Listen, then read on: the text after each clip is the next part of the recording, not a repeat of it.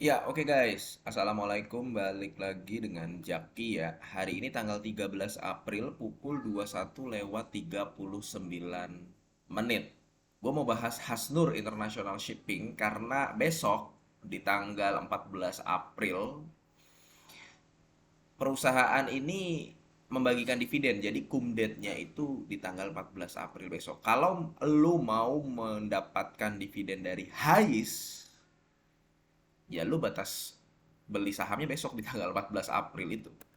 Nah sekarang gue mau bahas, beli nggak nih sahamnya? Ini katakanlah lu belum punya sahamnya, kemudian mau melakukan diversifikasi ke sektor perkapalan, pengangkut batu bara. EPS highs itu di 46,06 selama tahun 2024. Kemudian perusahaan memutuskan membagikan 33% dividen payout ratio. Ini biasa ya, HAIS, grupnya HAIS, terutama Hasnur ini dia membagikan dividen payout ratio 30%-an. Sama dividen per share-nya akhirnya kalau dikonversikan ke dalam dividen per share-nya itu di angka 15. Jadi dari 46 yang dibagikan 15. Harga sahamnya 208, dividen yield-nya di angka 7,39. Enggak terlalu besar banget ya kalau dibandingkan dengan LPPF, ITMG ya. Tapi nggak bisa dibilang kecil juga, dividen 7% itu lumayan. Nah, sekarang bagaimana nih untuk HIS itu sendiri? Ingat guys, HIS cuma membagikan 30% dari laba bersihnya. Yang mana si perusahaan ini di tahun 2024 bahkan sepanjang sejak IPO ya, dia IPO tahun 2020 atau 2021 gitu ya. Sejak IPO dia aktif beli kapal terus. Bahkan di tahun 2024 di bulan Mei dan September itu dia nambah kapal lagi, nambah dua. Di bulan Mei kalau gua nggak salah dua, kapal tongkang dan kapal tunda. Di bulan September nambah dua. Koreksi kalau gue salah, lu bisa lihat di laporan tahunannya. Tapi yang jelas HIS itu membagikan 30% dividen payout ratio. Dengan dia membagikan 30%, perusahaan masih bisa memiliki peluang untuk terus berkembang. Apalagi dia membentuk joint venture dengan PT MGM, Multiguna Maritim. Ini perusahaan perkapalan juga, jadi ekspansinya masih ke wilayah yang di industri yang linear gitu ya, di wilayah perkapalan, di wilayah pengangkut komoditas dan sebagainya. Kebetulan teman gue ada juga nih yang kerja di PT MGM di kantor pusatnya ya, ya memang nggak di lapangannya tapi di kantor pusatnya.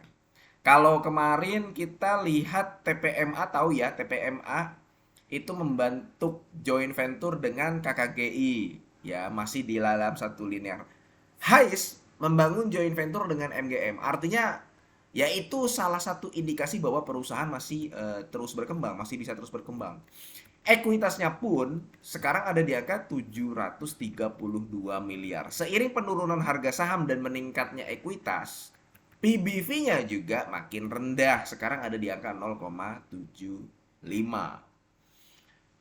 Jadi kalau lihat data-data ini guys, ini menarik guys.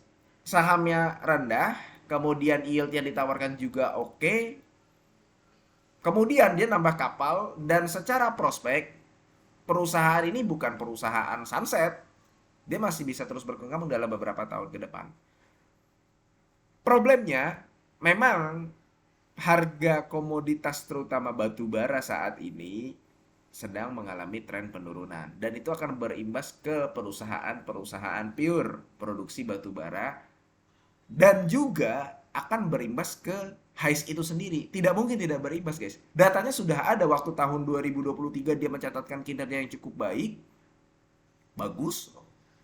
Di tahun 2024 labanya menurun. Jadi memang ada risiko seperti itu. Oleh karena itu guys ya, kalau dilihat dari data-data yang tadi disebutkan, memang apabila lu mau mendapatkan dividen yield 7% atau dividen yield yang lumayan besar, HIS bisa menjadi salah satu solusi. Lu bisa mencoba mendiversifikasi saham lu ke perusahaan pengangkut batu bara, perusahaan perkapalan. HIS bisa jadi solusi kalau tujuannya lu mau melakukan diversifikasi.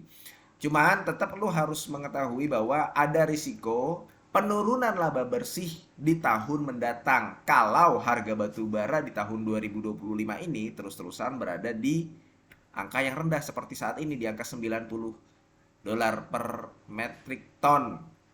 Kayak begitu, guys. Nah, kalau hitung-hitungan kasar gini aja, ini kan IPS-nya 20, ini IPS-nya 46.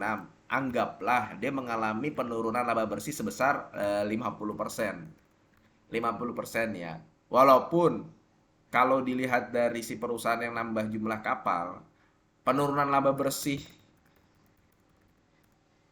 50% itu hampir mustahil ya. Kalau turun 10%, 15% mungkin oke. Ini kalau dari 60 ke 46 ini kan turunnya berarti 20%-an nih. Iya kan, 20% lah. Turun 12, 48, ya 20%. Anggaplah dia turun sebesar 50%. Ya, penurunan laba bersih sekitar 50%, berarti EPS-nya itu ada di angka 23 di tahun 2025 nih. 2025 ada di angka 23. Dengan dividen payout ratio 30%, ya, dia akan membagikan sekitar 7 perak per lembar. Ingat, ini dengan asumsi si perusahaan mengalami penurunan laba bersih 50%. Walaupun kelihatannya agak mustahil ya. Kalau 10%, 20% dalam beberapa tahun ke depan dengan catatan harga batu baranya masih rendah-rendah aja, itu bisa terjadi. Tapi kalau 50% agak sulit. Nah, dengan dividen payout ratio 30%, maka dividen yield-nya ada di angka 3%. Lu bisa hitung-hitungan kasar seperti ini. Nah, lu mau tidak menerima risiko terburuk seperti ini?